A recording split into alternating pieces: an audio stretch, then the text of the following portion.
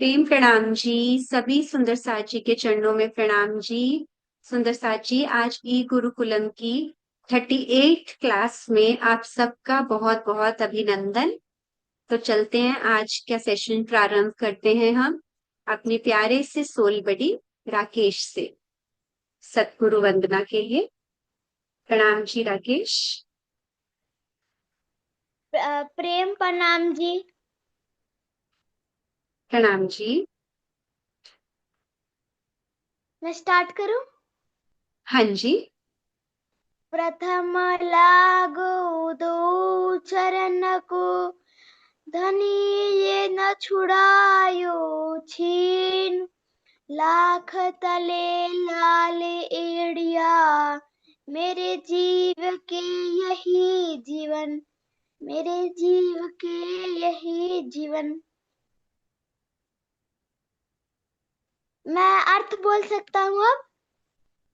हाँ जी, आप थोड़ा सा कैमरा के बीच में आ जाइए, हल्का सा आप सेंटर में आ जाओ। मीनू जी, स्लाइड शेयर कर दीजिए राकेश की वो। हाँ जी। जी राकेश। मेरे प्रियतम, मेरे प्राणनाथ, मेरे धाम धनी, मैं आपसे यही विनती करती हूँ कि मेरी आत्मिक आंखें खोल दीजिए, जिससे मैं हर पल श्यामा महारानी जी के चरणों को देखती रहूं।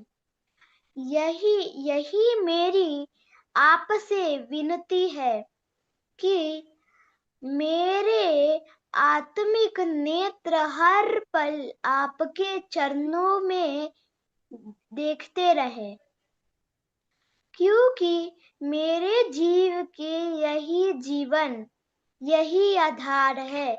प्रेम प्रणाम जी। प्रेम प्रणाम जी, आपके चरणों में। बहुत सुंदर आपने भाव भी बताया चौपाई का। और आज जी से पल पल हमें सुबह शाम यही अर्जी कि उनके चरण कमल हमारे हृदय से अलग नहीं हो। तो बहुत अच्छा। तो ठीक है सुंदर साथ जी, आज बहुत दिन के बाद हमारे साथ फिर से जुड़ी हैं हमारी बबीता दीदी, योगा सोल बड़ी। तो आप सब तैयार हैं एक्टिव होने के लिए? तो चलिए, जिसके जो जो भी चेयर पे बैठा है वो मैट पे आ जाए, और बबीता दीदी के साथ हम सब थोड़ा सा योगा करेंगे और फिर ध्यान करेंगे आज। ठीक है, चलिए। प्रणाम जी बबीता दीदी। प्रणाम जी। तो सभी बच्चों को मेरा प्रेम प्रणाम और सभी सखियों को मेरा प्रेम प्रणाम। तो चलिए बच्चों, शुरू करते हैं हम आज। सबसे पहले सब लोग अपनी चेयर से खड़े हो जाइए एक तरफ। अगर आपने योगा मैट बिछा रखा है तो योगा मैट पर आ जाइए। चादर, जो दरी, जो भी आपके पास है, ठीक है। तो थोड़ा सा तो थोड़ा सा जंप करते हैं आज सबसे पहले, ठीक है। बहुत देर से आप लोग बैठे, अभी गेम वेम कुछ खेला नहीं है, क्लास की इंतजार कर रहे हो, तो थोड़ा सा हम जंप करेंगे, थोड़ा अपने आप को एक्टिव करने के लिए, ठीक है। चलिए, वन स्टार्ट सब लोग। 1 2 3 4 5 6 7 8 9 10 10 9 8 7 6 5 4 3 2 एंड 1। और वापस रिलैक्स, एकदम थोड़ा एक्टिव हो गए। हाँ, आज हम बैलेंसिंग सीखने वाले हैं, क्योंकि उसके बाद हम ध्यान करेंगे। तो ध्यान में हमारा बैलेंस होना बहुत ज्यादा जरूरी है, संतुलन का होना बहुत जरूरी है। वो मैं बाद में बताती रहूंगी कि आपको कैसे। तो सबसे पहले हम करेंगे वृक्षासन, ठीक है। तो सारे बच्चे अपने लेफ्ट पैर को उठाएंगे, उठा के अपने यहाँ पर रखेंगे। ओके। अब यहाँ पे वो रख के यहाँ बैलेंस बनाएंगे पहले थोड़ा, फिर दोनों हाथों को ऊपर लेके जाएंगे और प्रणाम की पोजीशन में ऐसे यहाँ पर नमस्कार की पोजीशन में आ जाएंगे। कोशिश करेंगे हिले ना, होल्ड करेंगे यहाँ थोड़ी देर। 1 2 3 4 5 6 7 8 9 10। और बढ़िया, बहुत सुंदर, बहुत अच्छा कर रहे हैं आप लोग। दूसरा पैर भी रखेंगे और कोशिश करेंगे कि अब की बार जो बच्चे हिल रहे थे वो हिले नहीं, ठीक है। बिल्कुल रिलैक्स हो जाइए, एकदम शांत करिए अपने मन को, बिल्कुल शांत। एकदम रिलैक्स। पहले बढ़िया से सांस को निकालिए, अब करिए ऊपर और बिल्कुल देखो यहाँ पर ऐसे होल्ड इट। 1 2, सब बड़े भी करें अगर थोड़ा सा आपके पास स्पेस है खड़े होने का। 4 5 6 7 8 9 10 एंड देन बैक। फिर से वापस आ जाइए, बैठ जाइए अपने मैट पर, सब लोग बैठ जाइए। अब हम थोड़ा बैठ के करेंगे। यहाँ पर देखो दोनों पैरों, ये भी हमारी क्या है, बैलेंसिंग ही रहेगी ये भी हमारी, ठीक है। तो सबसे पहले हम क्या करेंगे, अपने दोनों पैरों को ऐसे मोड़ लेंगे।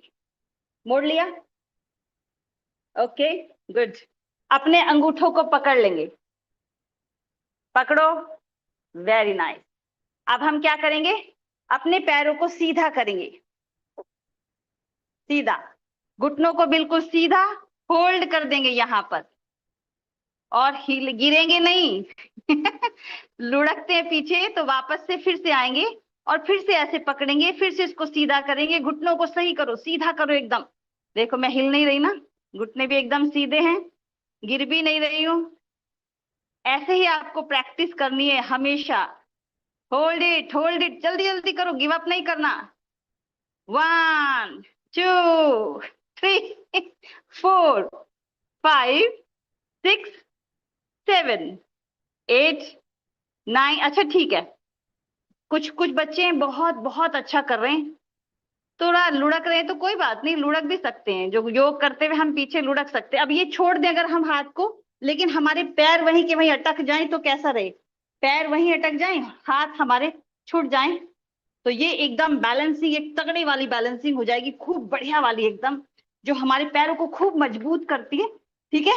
और फिर वापस ऐसे रिलैक्स, एकदम गहरा सांस ले लो, ठीक है।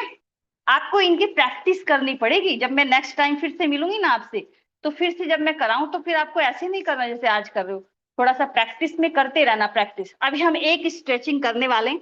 अब ये वाली स्ट्रेचिंग जो है मोस्टली सभी बच्चे बहुत आराम से कर लेते हैं, बल्कि बड़ों से नहीं हो पाती, बच्चे कर लेते हैं। तो ये लेफ्ट पैर को हम, चलो अच्छा पहले राइट पैर को हम आगे रखते हैं, ये दिखाई भी देगा ना यहाँ से।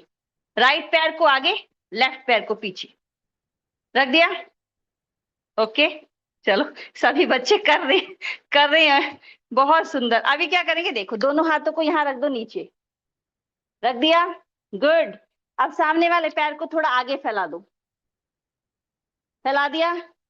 पीछे वाले पैर से उठो ऊपर थोड़ा सा, मुझे देखते रहो, ठीक है। अब पीछे वाले पैर को थोड़ा और पीछे ऐसे लेके जाओ, अब टिका दो नीचे ऐसे, और आगे वाले पैर को और आगे और आगे और आगे और आगे ऐसे टिका दो। देखो पीछे वाले पैर पीछे, आगे वाला पैर आगे, और एकदम टिका दो यहाँ पर, होल्ड कर दो इसको इस तरीके से, ये ऐसे 1 2 3 4। और मुस्कुराना भी है और हाथ गर्दन भी ऊपर रहनी है, मुस्कुराना भी है। 7 8 9 10। अब धीरे से वापस वापस। अब एक बार दूसरे पैर से करेंगे, बस ये लास्ट है हमारा। स्ट्रेचिंग से क्या होगा, ये आपकी जो ये वाला हिस्सा है ना, फ्लेक्सिबल होगा, ब्लड का फ्लो बढ़ेगा, और आप जब बैठोगे चितवनी में तो आपको अच्छा लगेगा। अब इसको करेंगे, देखो ये पैर आगे, ये पैर पीछे, 1 1 1 1 करो, शाबाश। ये पैर आगे, ये पैर पीछे, होल्ड इट यहाँ। ये बच्चों का सबसे फेवरेट आसन होता है, मैं बहुत सारे बच्चों को आसन कराती हूँ ना, तो सब बच्चे इसको कहते हैं कि मैम इसको हमें यही वाला कराओ आप, ये बहुत मजेदार है। Hold it hold it hold it, 1 2 3 4 5 6 7 8 9 10। और फिर से हम वापस आ जाएंगे, वापस। और चलिए रिलैक्स हो जाइए, एकदम रिलैक्स, कोई बात नहीं। मजा आया ना, मजा आया, ऐसे करो, थम अप ठीक है, बहुत सुंदर। तो चलिए देखो बच्चों, क्या है ना, स्ट्रेचिंग यानी कि हमारे शरीर में जो ब्लड का फ्लो है वो बढ़ना चाहिए, कम नहीं होना चाहिए। अगर हमें बिल्कुल अच्छे से हेल्दी हेल्दी रहना है तो ब्लड का सर्कुलेशन बहुत जरूरी है हमारे शरीर में, ठीक है। इसलिए हमें आसन प्राणायाम इस तरह की जो एक्सरसाइज है वो हमें करते रहना चाहिए, है ना। दूसरा ये है कि संतुलन, जैसे हमने आज सीखा, संतुलन बहुत जरूरी है। क्योंकि हम सब क्या करेंगे ना, अभी ध्यान में बैठेंगे। तो ध्यान का अर्थ ये नहीं है कि आप बस आंख बंद करके बैठे हो और ध्यान होना शुरू हो जाएगा, ऐसे नहीं होता। आज सब बच्चे ठीक से समझे, मैं 2-3 लाइन में समझाऊंगी आपको।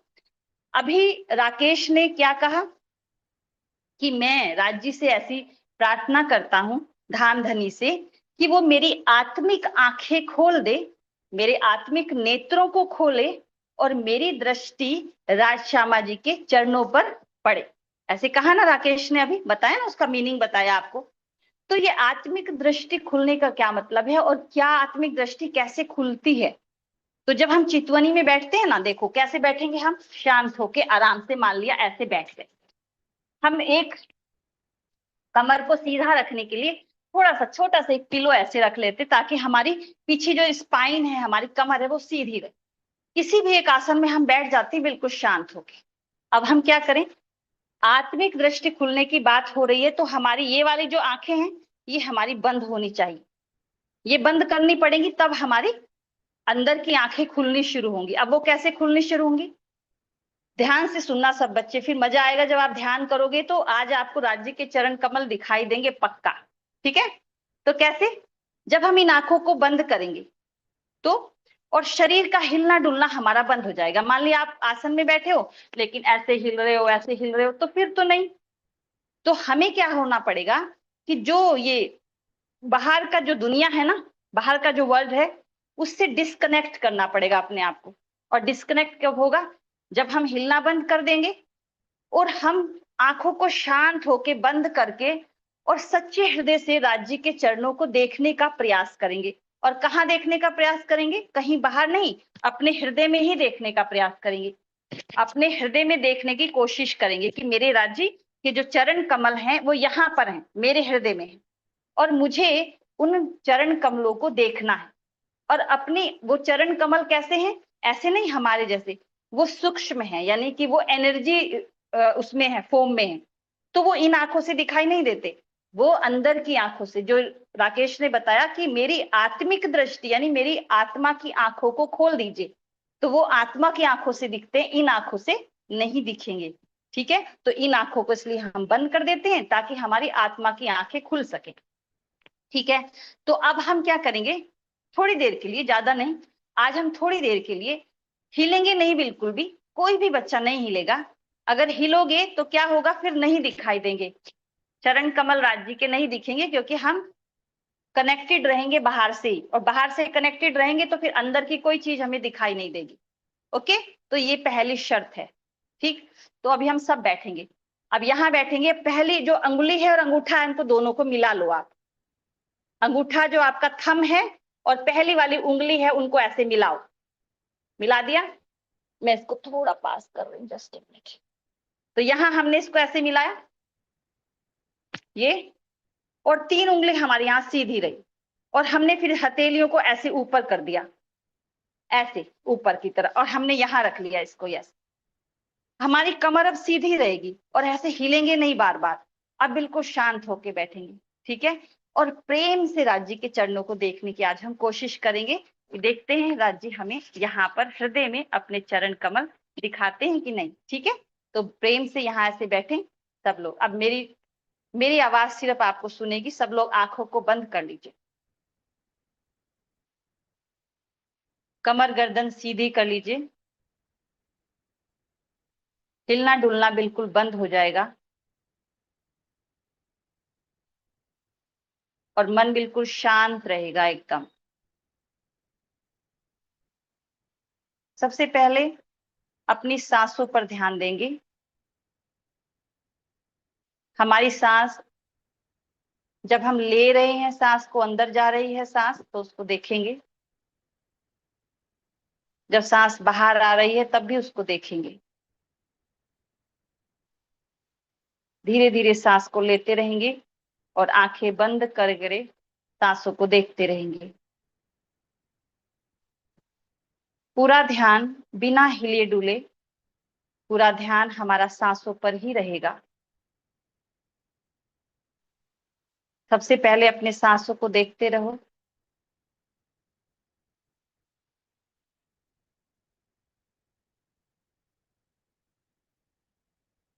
कभी मन बाहर की तरफ जाएगा, भागेगा इधर उधर, सांसों से हट जाएगा, तो उसको फिर से सांसों पर वापस ले आओ अपने ध्यान को।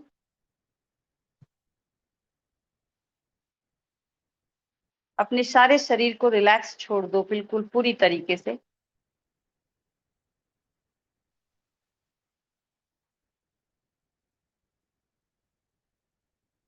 अब जब हम बिल्कुल शांत होते जा रहे हैं, अब हम देख रहे हैं कि मेरा शरीर बिल्कुल अब हिल नहीं रहा है, मेरी सांस भी अब धीरे धीरे चल रही हैं, तेज तेज नहीं चल रही हैं अब सांसें।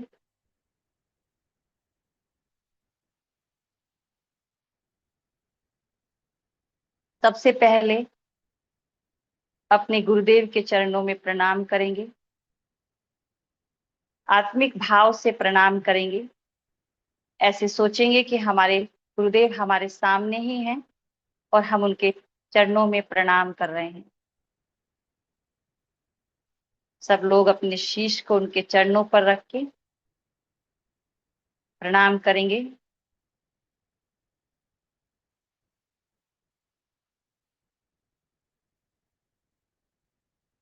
अब अब आप बिल्कुल शांत हो गया है हमारा मन, हमारा शरीर बिल्कुल स्थिर हो गया है।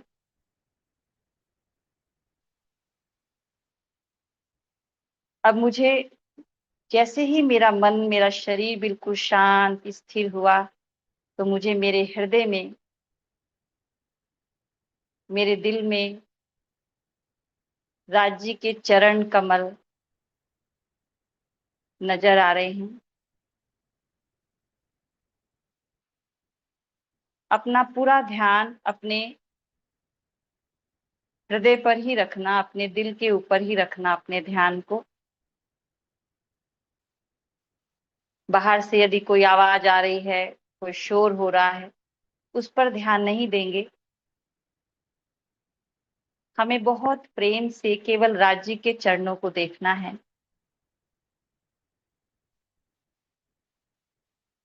राज जी के चरण कमल मुझे मेरे हृदय में दिखाई दे रहे हैं।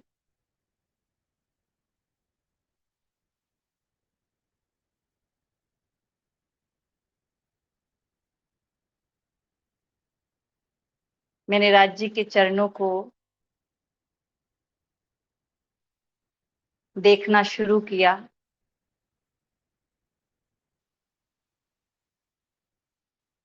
राज जी के चरण कमल बहुत ही सुंदर हैं।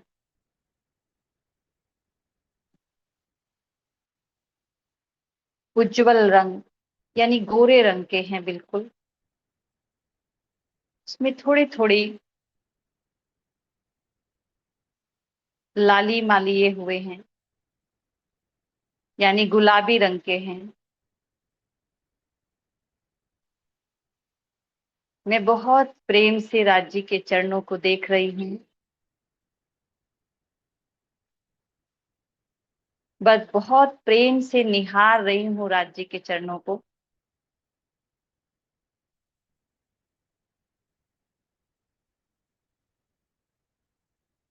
मैंने देखा राज जी के चरणों में उन्होंने झांझरी पहनी है, जो सोने की है।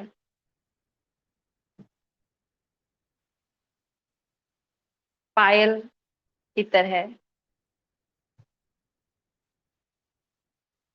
फिर उसके ऊपर एक घुंघरी पहनी, जिसमें छोटे छोटे घुंघरू लगे हुए हैं।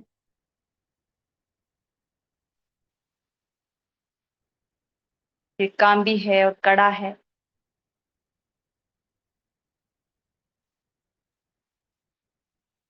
राज जी के दोनों चरण कमलों को मैं निहार रही हूँ।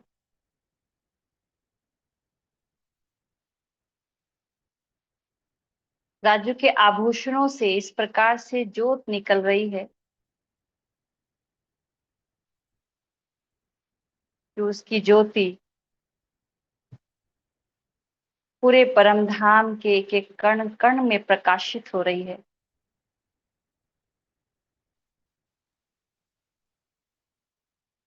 दादी के चरण इतने सुंदर दिखाई दे रहे हैं।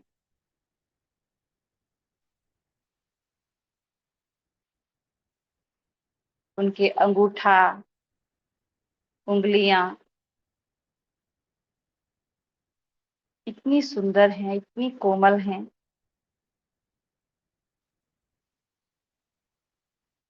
कि जब मैं उनको छू रही हूँ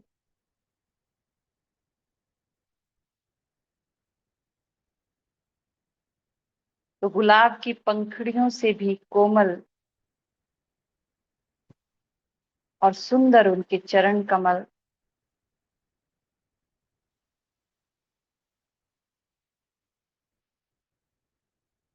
अब उनके चरणों में, उनकी उंगलियों के ऊपर जो नाखून है, मैं उनको देख रही हूँ।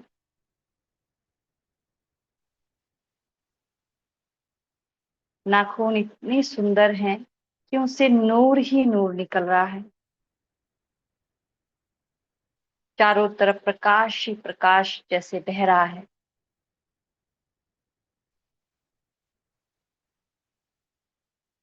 और मेरा मन इतना प्रसन्न हो रहा है, इतना आनंदित हो रहा है, ऐसे लग रहा है कि जैसे इन चरण कमलों को देखने के लिए मेरी आत्मा कितने समय से प्यासी थी।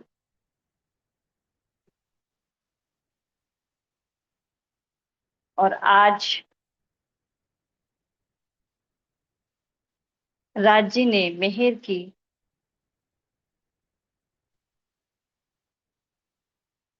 और अपने चरण कमल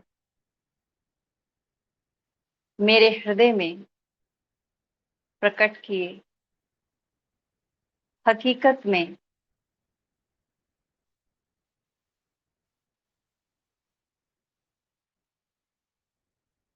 मेरी दृष्टि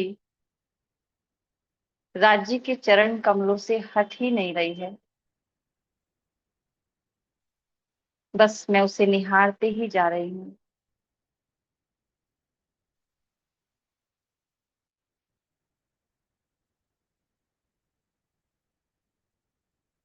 वो चरण कमल मेरे हृदय में बस गए हैं। उनकी छवि मेरे नेत्रों में बस गई है।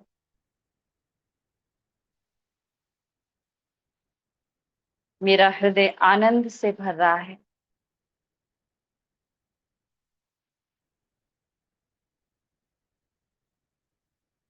मैं बहुत प्रसन्न भाव से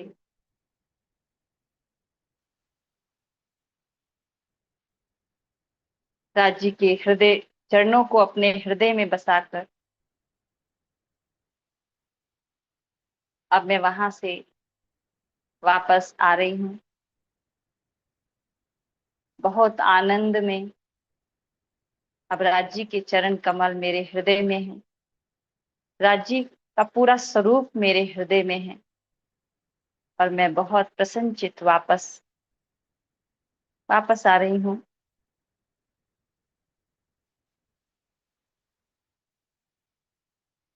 धीरे से वापस आएंगे।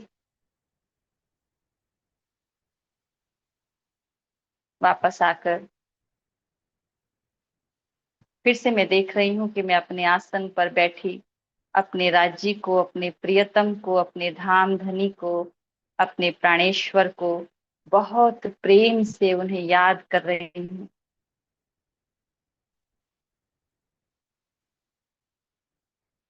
वो मेरे हृदय में है। अब मैं जब चाहूं राज्य को अपने हृदय में देख सकती हूँ। धीरे से वापस आ जाएंगे सब लोग, दोनों हाथों को जोड़ते हुए, रब करते हुए ऐसे।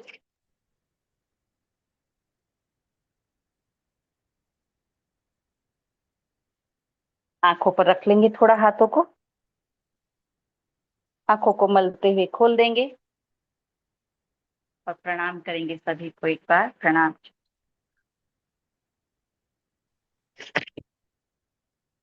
प्रणाम जी। बबीता दीदी, आपके चरणों में प्रणाम जी। हाँ, बहुत ही सुंदरता से हमने रांची के चरण कमल का ध्यान किया। सभी बच्चों ने आज बहुत अच्छा ध्यान किया। इसी तरह से धीरे धीरे इस रास्ते पर हम बढ़ते जाएंगे और हमारी एकाग्रता बढ़ती जाएगी। हर रोज 5 मिनट जरूर बैठें, और हो सके तो उस 5 मिनट को धीरे धीरे 10 मिनट, 12 मिनट, 15 मिनट करके अपनी अवधि को बढ़ाना। बहुत अच्छा करा आप सबने। तो सुंदर साची, अभी हमने पिछले प्रसंग में हमारा क्या चल रहा था, सबको याद है? हम देवचंद्र जी की बीतक कर रहे थे। तो पिछली कक्षा में आप सबने क्या सुना था? कौन बताएगा?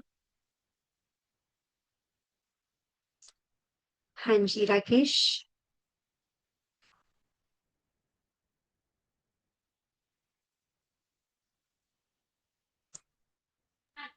प्रेम प्रणाम जी।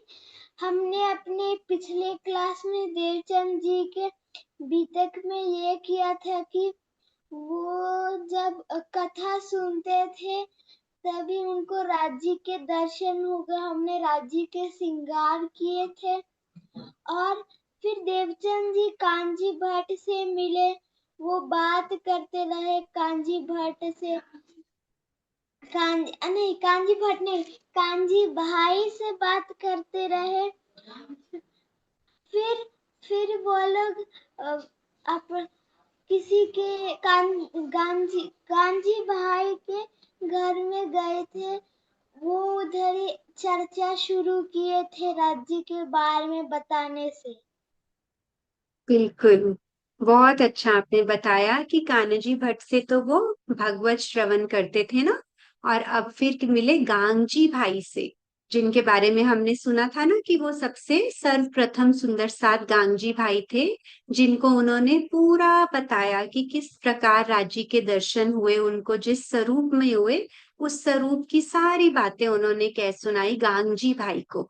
और अब किसके घर में चर्चा होती है? गांगजी भाई के घर में, जहां पर वो चमत्कारिक लीलाएं भी होने लगी। इतने प्रेम से देवचंद्र जी चर्चा सुनाते थे कि वहां पर साक्षात राज्य आकर कभी कभी भोजन भी ग्रहण करते थे और सुंदर साथ को साक्षात ऐसे दिखाई देते थे। जी रुद्र, आप बोलो। प्रेम प्रणाम जी।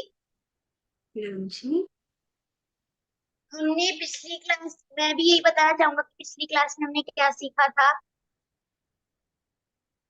हाँ जी, बोलो, जो जो रह गया हो वो बताओ। हाँ जी। हमने पिछली क्लास में ये देखा था कि श्री देवचंद्र जी को श्री राज जी के दर्शन हुए थे। तो जब राज जी उनके अंदर समा गए थे तो उनके अंदर कोई भी डाउट नहीं था। तो उन्होंने फिर सोचा कि मैं ये सारी बातें या अखंड ज्ञान किसको बताऊं। फिर उन्होंने गांग जी भाई जो हमारे प्रथम सुंदर साथ बने, जिनको श्री देवचंद्र जी ने ये सारी बात बताई। तो वो गांधी भाई के घर पर ये सब बातें और कथा सुनाने जाते थे।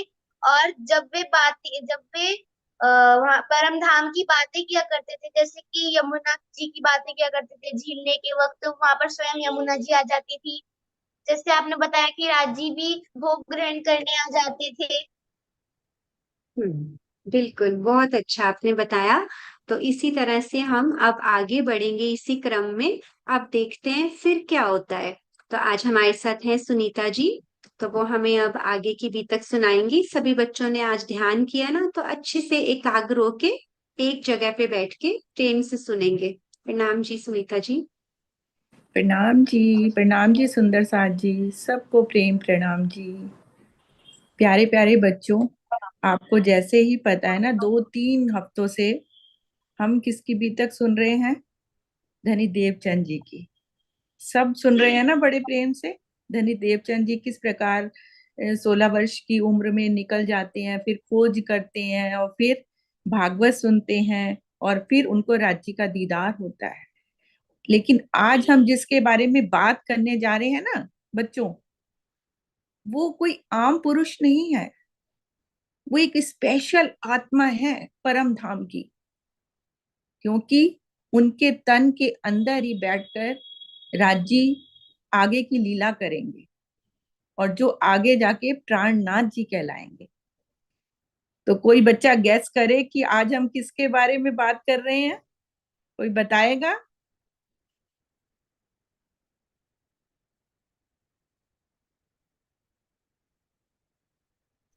प्रणाम जी। प्रणाम जी। प्रणाम जी। माही बोलो। महराज जी की बात करेंगे आज। हाँ जी, मिहिराज जी की बात करेंगे। बहुत सुंदर। तो प्रणाम आज जी। हम मिहिराज जी की बात करेंगे और वो किस प्रकार से धनी देवचंद जी के से उनका मिलन होगा।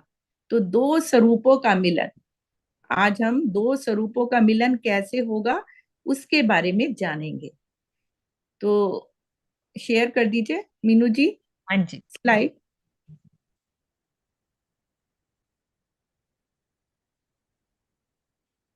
बच्चों, जिसके बारे में हम आज बात कर रहे हैं ना, तो उनके तन का नाम क्या है?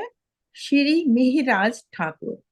और उनके अंदर जीव कौन सा है? मरु राजा का जीव। जानते हो बच्चों किसको कहते हैं?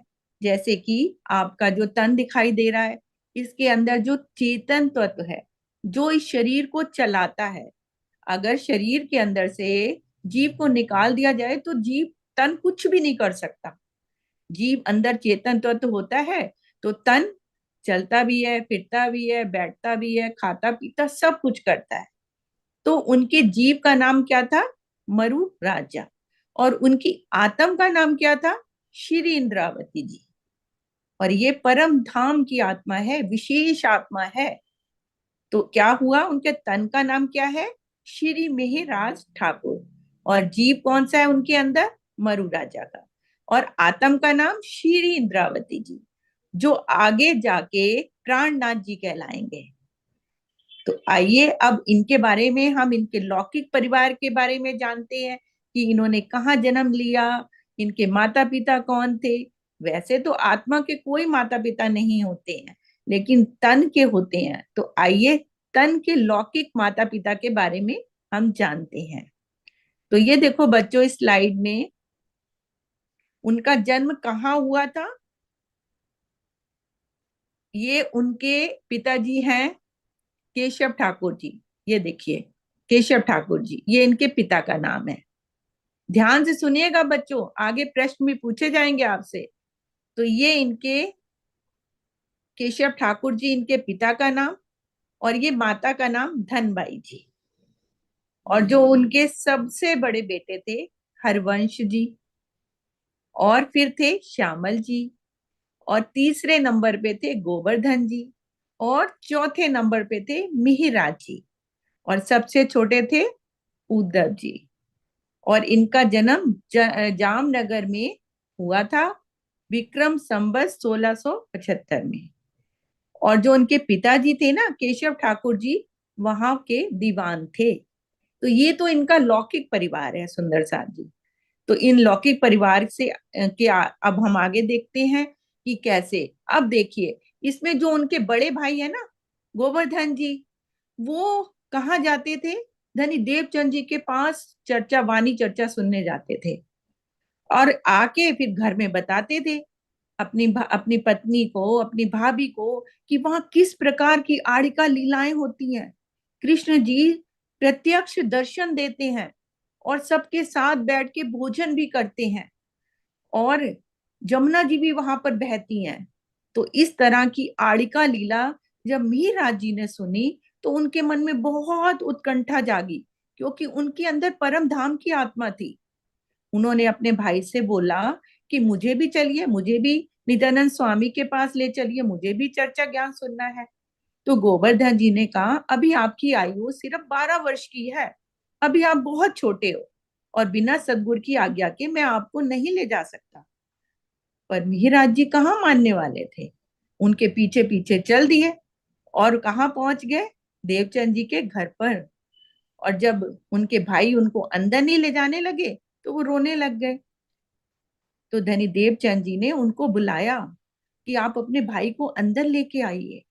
तो जब वो अंदर गए और उनको देखते ही देवचंद जी ने पहचान लिया कि इनके अंदर तो परम धाम की इंद्रावती की आत्मा है। और राजी महाराज ने मेरे तन के बाद इनके अंदर बैठकर ही सारी लीला करनी है, और इस तन से ही पूरे ब्रह्मांड को अखंड मुक्ति भी मिलनी है। तो जैसे ही उनको ये ज्ञात हुआ कि इनके अंदर इंद्रावती की आत्मा है, तो उन्होंने उनको तारतम ज्ञान दे दिया।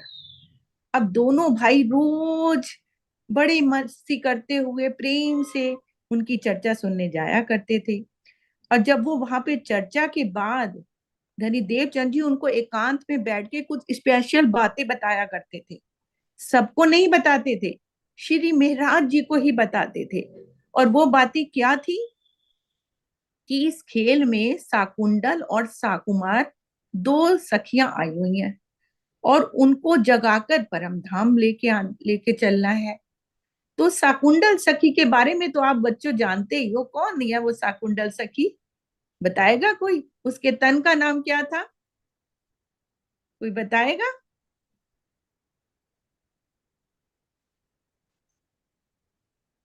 हाँ जी बेटा, खोलो। प्रणाम जी। महाराजा छत्रसाल जी के अंदर थी शाकुंतल की आत्मा। हाँ, बहुत प्यारा, बहुत प्यारा, बहुत सुंदर।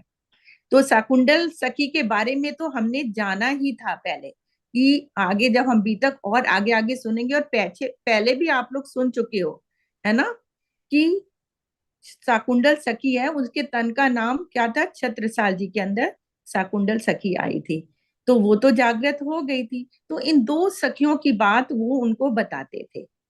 अब क्या था कि जैसे ही दोनों भाई बीतक सुनते थे, तो जो उनके बड़े भाई थे ना, श्यामल जी, तो श्यामल जी क्या करते थे, बहुत उनको क्रोध आया एक दिन। वो बहुत दोनों भाइयों को डांटने लग गए, कहने लगे, आप दोनों भाई तो हर समय जब देखो गांगजी भाई के घर पड़े रहते हो, और कोई कामकाज ही नहीं करते हो, सारा काम मुझे ही करना पड़ता है।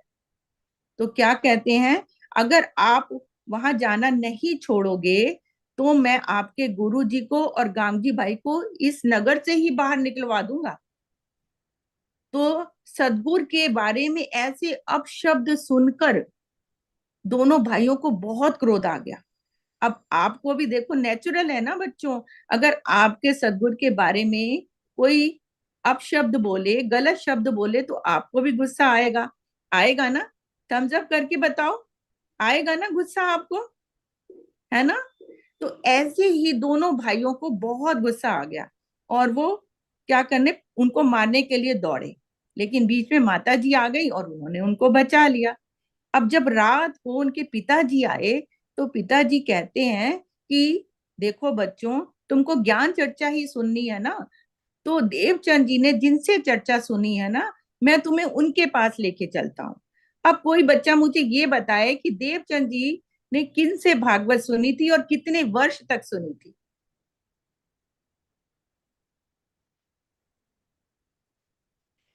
हाँ जी, माही, मोही, खोलो। माही। मैम गांधी भट्ट। हाँ जी, गांधी भट्ट। हाँ, कांजी भट्ट से। और कितने वर्ष तक सुनी थी? 14 वर्ष। बिल्कुल, बहुत सुंदर, बहुत सुंदर। तो 14 वर्ष तक कांजी भट्ट से उन्होंने बीतक सुनी थी। तो उनके पिताजी उनको कांजी भट्ट के पास ही लेके जाते हैं। कहते हैं कि कांजी भट्ट के पास जाके बोलते हैं, मीनू जी वो स्लाइड लगाइए। हाँ जी।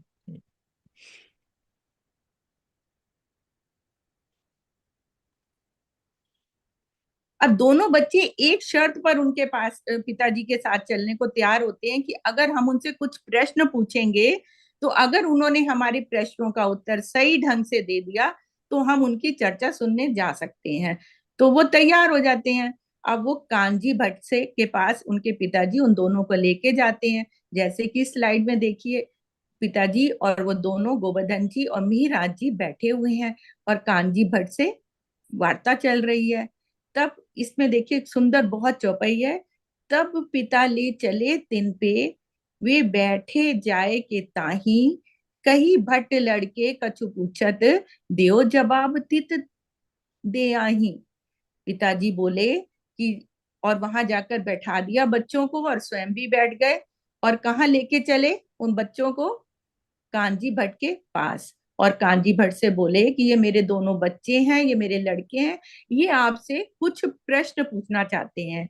कई भट्ट लड़के कछु पूछत, कुछ प्रश्न पूछना चाहते हैं, देओ जवाब तित दे आए। आप कृपा करके उनके प्रश्नों का उत्तर दीजिएगा। अब दोनों बच्चों ने जो प्रश्न पूछे, बच्चों, वो साधारण प्रश्न नहीं थे, असाधारण प्रश्न थे, और उनका उत्तर कांची भट्ट को भी नहीं आया। और उन्होंने पिताजी से, उनके पिताजी से बोला, आपके बच्चों के प्रश्न तो बहुत असाधारण है, इनका उत्तर तो मेरे पास क्या, ब्रह्मा जी के पास भी नहीं है। अब पिताजी सोचते हैं इसका मतलब देवचंद जी के पास ये लोग जो ज्ञान चर्चा लेने जा रहे हैं वो बहुत ऊंची चर्चा है, करते हैं। तो उन्होंने अपने बच्चों से कहा, आज के बाद आपका मन जहां करे आप वहां जाओ के अपनी ज्ञान चर्चा सुनिए, आपको कोई भी नहीं रोकेगा। अब दोनों भाई बहुत प्रसन्न हो जाते हैं, और फिर रोज ही फिर वो देवचंद जी के यहाँ जाते हैं और कथा सुनते हैं। अब क्या था, खाली कथा सुनते नहीं थे वो मिहिराज जी, वहां जाकर क्या करते थे, घर आकर स्वयं उस चर्चा की अर्चा अर्थात सरल शब्दों में और सुंदर साथ को भी बताते थे। ऐसा करने से क्या होता है कि चर्चा की अर्चा भी हो जाती है और वो दिल तक अंदर चली जाती है, और इससे उनकी आत्मा को बहुत आनंद मिलता था। क्योंकि चर्चा में क्या होता था, ब्रिज की चर्चा, रास की चर्चा, परम धाम की चर्चा, तो वो वहां की आत्मा थी उनके अंदर, तो उनको बहुत आनंद आता था। और खाली चर्चा सुनते नहीं थे, उसको आचरण में भी उतारते थे, कि जो वहां पे चर्चा सुन के आए हैं कि खाली सुन ली, बस खाली सुन ली, उसको आचरण में नहीं उतारा तो कोई फायदा नहीं है। अब जैसे बच्चों आप भी यहाँ बैठे हो, इस क्लास में बैठे हो, ई गुरुकुलम की क्लास में बैठे हो, आपको यहाँ जो भी बताया जा रहा है, या हम लोग जो वाणी भी पढ़ते हैं, बीतक पढ़ते हैं, अगर हमने खाली उसको पढ़ लिया और जीवन में नहीं उतारा, अप्लाई नहीं किया, तो कोई फायदा नहीं है उसको सुनने का। फिर हमें राज्य के दर्शन थोड़े ना होंगे। अगर हमें राज्य से मीठी मीठी बातें करनी है, उनके दर्शन करने हैं, तो हमें क्या करना पड़ेगा, उसको आचरण में उतारना पड़ेगा। तो इससे हमें क्या शिक्षा मिली कि एक तो हमें जो वाणी हम सुनते हैं, पढ़ते हैं, उसको आचरण में उतारना है। और एक, हमें ज्ञान लेने के लिए कोई उम्र की जरूरत नहीं है कि हम छोटे उम्र के हैं तो हम ज्ञान नहीं ले सकते। हम किसी भी उम्र में हो, छोटी उम्र में तो बल्कि हृदय बहुत कोमल होता है बच्चों का। देवचंद जी के पास जब जाते हैं मीराज जी, तो पता है देवचंद जी क्या कहते हैं, 5 वर्ष का जो ध्रुव था ना, उसने 5 वर्ष की उम्र में अपने परमात्मा को पा लिया था, ये तो फिर 12 वर्ष के हैं। क्योंकि बच्चों का दिल बहुत कोमल होता है, राज्य उनके दिल में बहुत जल्दी आके विराजमान हो जाते हैं। तो हमें ज्ञान चर्चा सीखने के लिए कोई उम्र का नहीं देखना कि अभी छोटी उम्र है, बड़े होके ज्ञान लेंगे, हम कभी भी ले सकते हैं। तो आगे सुंदर साथ जी, चित्रा जी आएंगी और वो आपसे क्वेश्चन आंसर पूछेंगी। यहाँ तक अगर किसी बच्चे को कुछ समझ नहीं आया तो वो हैंड रेज करके पूछ सकता है। हर्ष, आप अपना प्रश्न बताइए।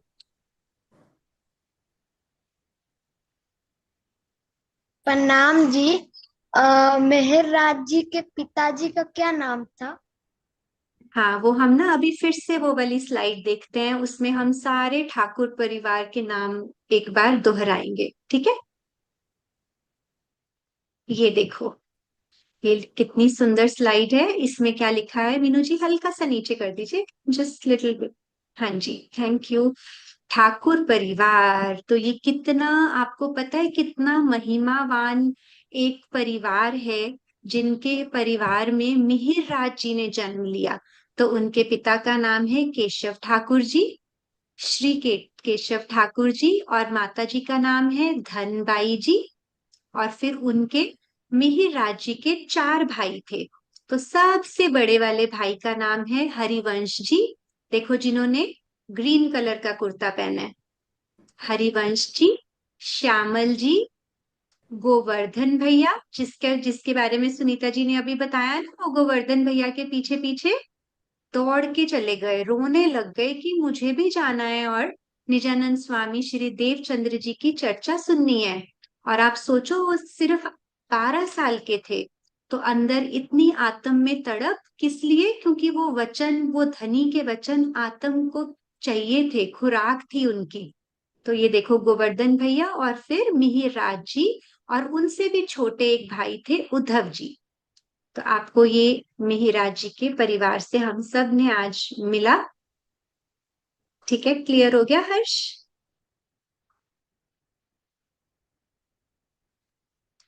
है ना, हो गया ना क्लियर? ठीक है, तो अब आप मुझे ये बताओ। हाँ जी माही। मैम वो स्लाइड आप ग्रुप में शेयर कर देगी? हाँ जी, मैं ग्रुप में भी करूंगी, फेसबुक पे भी करूंगी। आप सब वहां जाके और नीचे लिखना अपनी हैंडराइटिंग में इन सब के नाम दोबारा से लिखना फेसबुक पे ना, कि ये मिहिराज जी, उद्धव जी। अपने हाथों से जब लिखोगे ना, आपको बहुत आनंद आएगा। हमें कभी भूलना नहीं है इनके परिवार के बारे में, है ना। तो बहुत सुंदर है ये, मैं आपके साथ ग्रुप में भी शेयर करूंगी। तो अब मुझे कौन बताएगा कि आज सुनीता जी ने जो भी बताया है उसमें से हमने क्या ग्रहण किया, कुछ लिया हमने इस प्रसंग से, क्या शिक्षा मिली? हाँ जी साक्षी।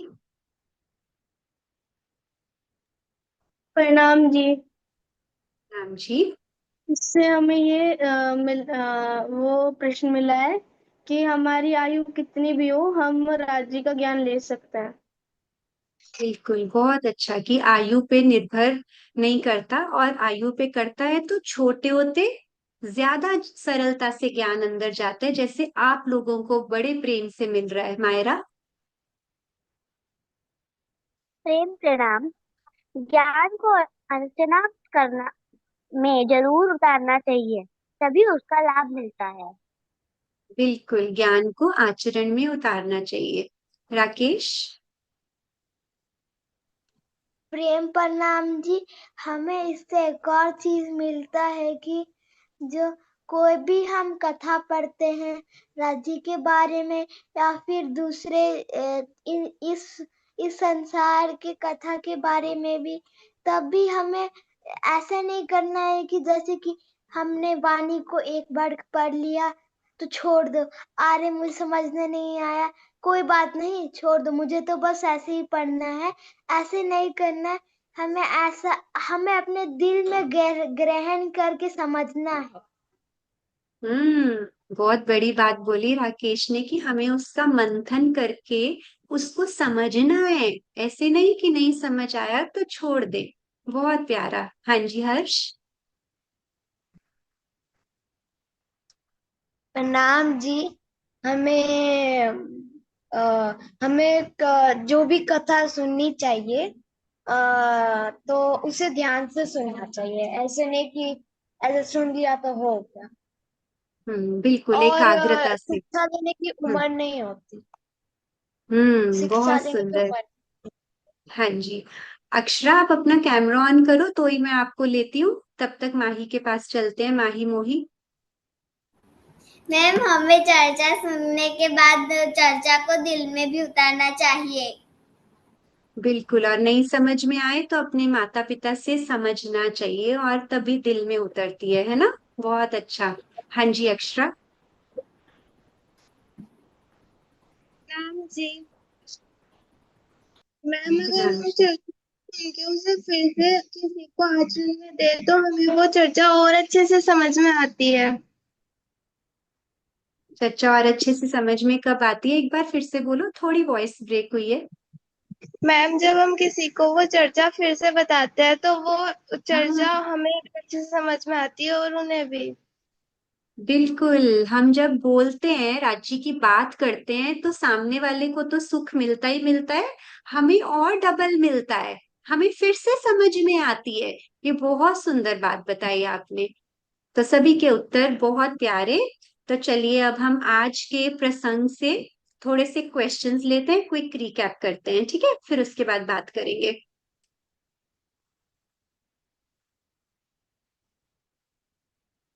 जी। सबसे पहला प्रश्न है, श्री मिहिर राज जी के पिताजी और माताजी का नाम क्या था? आस्था। प्रणाम जी। मिहिर राज जी के पिता का नाम केशव ठाकुर था, श्री केशव ठाकुर था, और उनकी माता का नाम था श्री धनबाई जी। श्रीमती धनबाई जी, बिल्कुल। जी, अब नेक्स्ट क्वेश्चन लेते हैं। केशव ठाकुर जी के कितने पुत्र थे और उनका नाम क्या था? तो जरूरी नहीं है एक ही बच्चे को सारे नाम आते हो, जिसको जिसका भी आता है तो बता सकते हैं। मैं सबको ले लूंगी। आप भव्य, आप बोलिए पहले।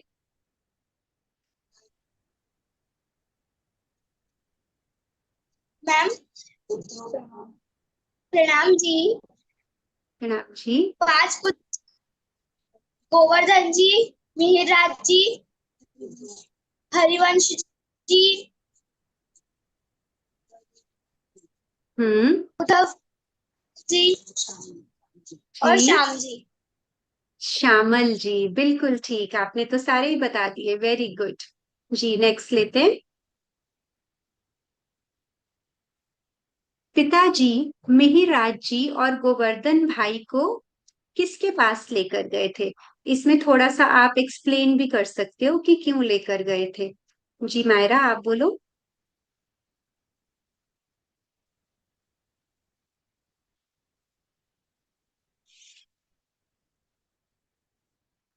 मायरा का हैंड रेज नहीं हुआ। रुद्र, आप बताओ।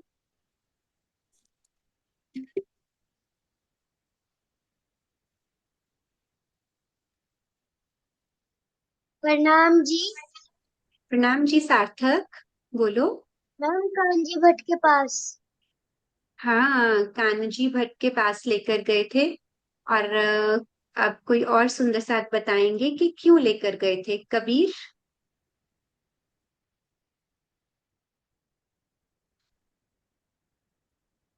मैम मैं क्लास में जब आप बता रहे थे ना, तब मैं क्लास में था नहीं, लैपटॉप की चार्जिंग खत्म हो गई थी। कोई बात नहीं, आप बाद में वीडियो देख लेना, फिर नेक्स्ट टाइम बताना। No problem. अब विजय के नाम से हैंड रेज है। सुंदर साथ जी, आप सामने आइए कैमरा के। अच्छा, विधि आप हो। जी विधि।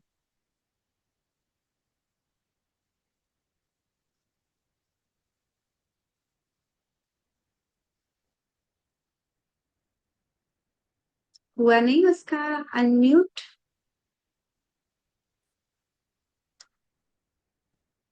चलिए माही, आप ही बता दीजिए।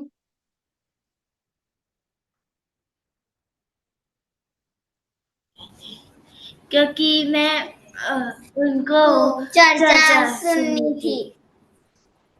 हम्म। हाँ, उनको पिताजी मिहिराज और गोवर्धन भाई को कहाँ ले गए? कान्जी भट्ट के। हाँ, तो ये पता है कब की बात है? ये बात है जब श्यामल भैया ने गुस्सा किया था। गुस्सा किया था ना, तो उसके बाद पिताजी लेके गए थे। तब क्यों लेकर गए थे? ये किसी को मालूम है? राकेश। हाँ, बोलो राकेश। प्रेम प्रणाम जी। वो उन्हें लेकर गए थे कि जानने के लिए, वो जो दोनों भाई थे मिहिराज जी और गोवर्धन जी थे, वो उन्होंने उनसे जाके कांजी भाई से कोई प्रश्न पूछे जो नॉर्मल नहीं थे, बहुत ऊपर वाले क्वेश्चन थे। तब जाके उनके पिताजी को पता चला कि अरे देवचंद्र जी, जो हमारे महाराज जी हैं, सदगुरु महाराज जी, वो उनके पास तो बहुत ज्यादा ऊपर वाला ज्ञान है। तो उनके पिताजी ने बोला कि अब से तुम्हें जहाँ जाना है तुम जाओ। बिल्कुल। तो वो पता करने के लिए गए थे। तो उन्होंने फिर उसके बाद वो इतने प्रसन्न हो गए पिताजी, तो उन्होंने उनको आज्ञा दे दी। ठीक है साक्षी, आपको कुछ कहना है या इसी से रिलेटेड पूछना है? हाँ जी, बोलो। आंसर बताना था। अच्छा जी, अब क्लियर है ना सबको? ठीक है, वेरी गुड। तो सबके उत्तर बहुत सुंदर। अच्छा, अभी अभी और है। हाँ जी। श्री देवचंद्र जी को मिहिर जी के अंदर क्या खास दिखा? इसमें तो सारे हैंड रेज्ड होने चाहिए। और जो नहीं अनम्यूट हो रहे वो चैट में हमें आंसर कर सकते हैं। जी साक्षी, आप इसका बता दीजिए। प्रणाम जी सुंदर साथ जी। श्री देवचंद्र जी ने महाराज जी के अंदर श्री इंद्रावती जी की आत्म देखी थी। बिल्कुल, और ये बहुत खास है ना। जी, श्री राजी के वस्त्रों के श्रृंगार का वर्णन कीजिए। तो हम ध्यान में भी राजी के वस्त्रों का श्रृंगार देखते हैं ना। तो कुछ कुछ एक एक चीज भी बता सकते हो, अगर आपको सारे नहीं आता श्रृंगार तो एक एक करके हम सारा श्रृंगार राजी का पूरा कर सकते हैं। तो ध्यान में भी हम उनका श्रृंगार देखने की कोशिश करते हैं ना। हाँ जी मायरा, अब आपका कनेक्शन आ रहा है, बोलिए। लाल कलर की पाक। लाल कलर की लाल पाग कलर मतलब? की पाक। हाँ जी बिल्कुल सुनाई दे क्या, मतलब सिंदूरिया रंग की पाग। ठीक है, अब सभी बच्चे एक एक बार बोलेंगे। माही, माही चौहान।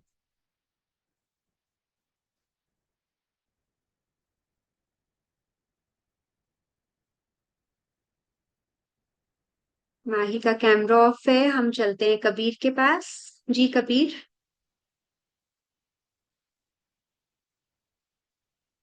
मैम श्री राजी ने व्हाइट कलर के कपड़े पहने हुए हैं ट्रांसपेरेंट जैसे,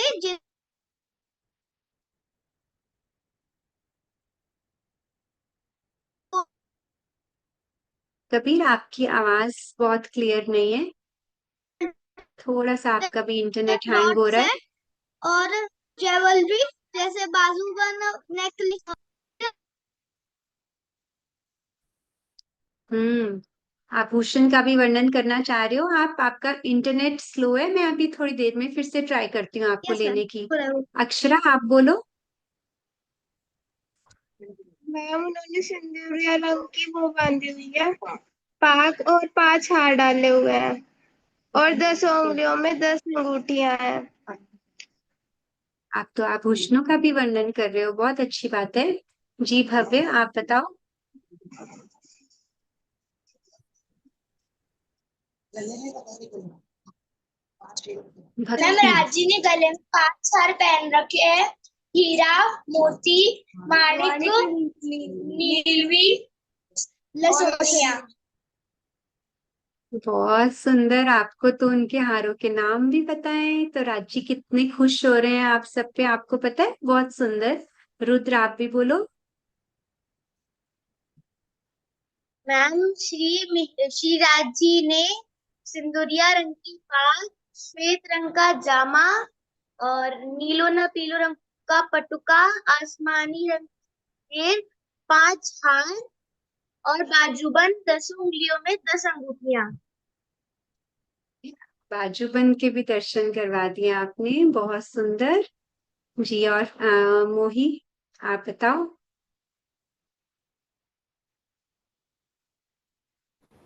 मैम राजी ने पैर में झांझरी, घुंघरी, काबी और कड़ला भी पहना हुआ है।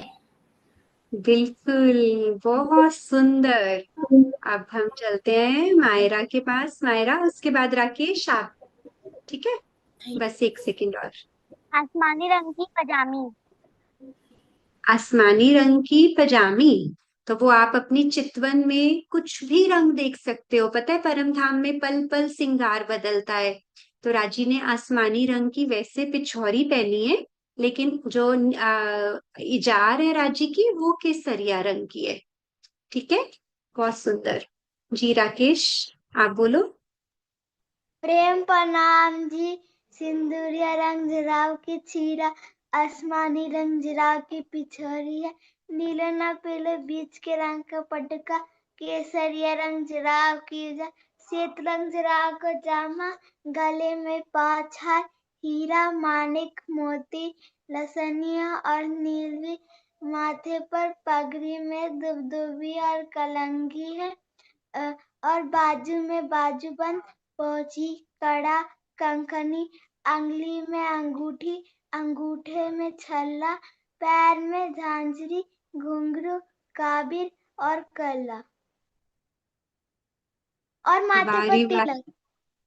हाय हाय, बहुत सुंदर, बहुत ही सुंदर। राजी तो वारी वारी जाएं आप पे, हम सब आप सारी रूहों के ऊपर वारी वारी जाएं। बहुत सुंदरता से आपने राज्य के वस्त्रों और आभूषण का श्रृंगार का वर्णन किया। तो सुंदर साथ जी, आपको ये सब सिर्फ वर्णन ही नहीं करना, हमने आज क्या सीखा है? हमें ध्यान में राज्य के चरण कमल से लेके नख से सिख तक इस स्वरूप को निहारना है। आपको पता है वाणी में दो चीजें आती हैं। एक राज्य कहते हैं देखना होता है, एक होता है निहारना। देखना क्या होता है? हमने याद कर लिया, हम चितवन में बैठेंगे और देखने की कोशिश करेंगे। लेकिन जब हमें राज्य से प्रेम हो जाएगा तो हम क्या करेंगे? उसको निहारेंगे। हमारा मन करेगा धनी बार बार आप अपने झांझरी की शोभा हमें दिखाओ, वस्त्रों की दिखाओ, आभूषण की दिखाओ। तो प्रेम से देखने को क्या कहते हैं? निरखना। निरखना या निहारना। तो आप सभी बहुत ही प्यारे सुंदर साथ राज्य के चरणों के साथ यूं ही अपनी निस्बत निभाते जाओ। ये हम सब सुंदर साथ किया आपके लिए मंगल कामनाएं। तो आप सब फेसबुक का SPGIN ई गुरुकुलम का पेज फॉलो करें, लाइक करें, सब्सक्राइब करें और अपने सोल बडीज को ना फेसबुक पे जाके कमेंट्स भी लिखा करो। और हम जब फेसबुक या यूट्यूब पे वीडियो आती है, आपका कुछ मिस हो जाए इंटरनेट की वजह से, तो वो आप देखा भी करो। ठीक है सुंदर साथ जी? तो बहुत ही प्यारा आज का समा आप सबने बांधा। तो हम पहले जयकारा लगाते हैं, फिर हैंड रेज ले लेंगे सुंदर साथ जी। ठीक है, टाइम हो गया। बोलिए श्री प्राणनाथ प्यारे की जय, श्री सतगुरु महाराज की जय, पन्ना धाम की जय।